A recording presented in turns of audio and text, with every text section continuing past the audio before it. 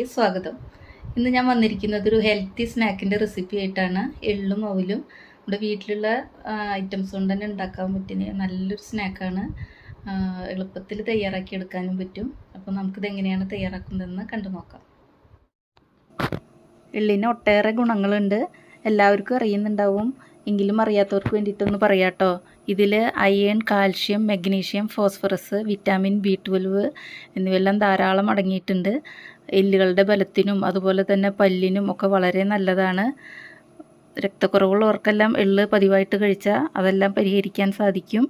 Periods കറക്റ്റായിട്ട് വരാനും PCOD ഉള്ളവരൊക്കെ എള്ള് ഇതുപോലെ ഒന്ന് കഴിച്ചു നോക്കൂ കേട്ടോ. ഇതിൽ ഫൈബർ കണ്ടൻറ്റൊക്കെ ധാരാളം ഉള്ളതുകൊണ്ട് ദഹന പ്രശ്നങ്ങൾക്കും വളരെ നല്ലതാണ്. അതുപോലെ തന്നെ ആൻറ്റി ഓക്സിഡൻ്റൊക്കെ ഇതിൽ ധാരാളം അടങ്ങിയിട്ടുണ്ട്.